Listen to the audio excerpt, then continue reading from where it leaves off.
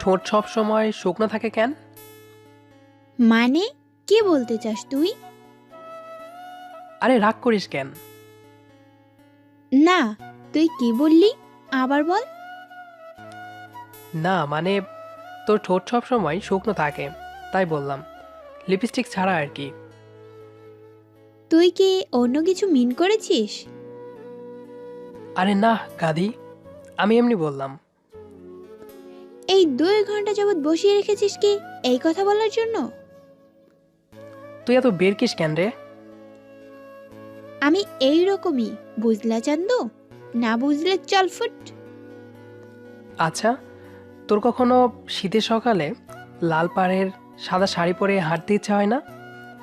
ঠোঁটে থাকবে হালকা লিপস্টিক, হাত ভর্তি থাকবে কাঁচের চুড়ি, খোপায় থাকবে বেলি ফুল, কানের দুলটা না হয় আমি পরিয়ে দিলাম। হইছে তোর কথা বলা, আমি চললাম। সত্যিই চলে যাবি? না, কুতকুত খেলবো। রাগিস কেন রে?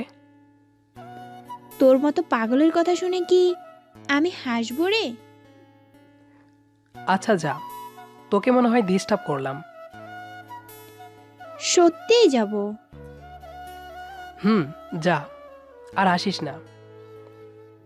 ওলে আমার গুলুমুলুলে, রাগ কর না বাবু।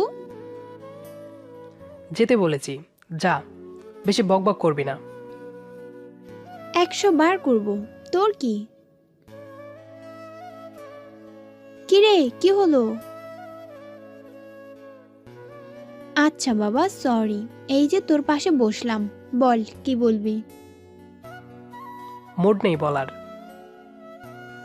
এ, আইসে রে মুডওয়ালা, তুই বল। কি বলবো? যে জন্য ডেকেছিস? আজ না কাল। এই 1 মাস ধরে এই একটাই কথা বলছিস, আজ না কাল। আজকে বল, নইলে। তোর জন্য একটা জিনিস নিয়ে এসেছি, নিবি? দেখি কি আনছস। আগে প্রমিস কর, রাগ করবি না। আচ্ছা প্রমিস, এখন দে। তারপর আমি ব্যাগ থেকে একটা লাল পাড়ের সাদা শাড়ি রিয়ার হাতে দিলাম। মেয়েটা অনেকটাই চমকে গিয়েছে, হা করে তাকিয়ে আছে।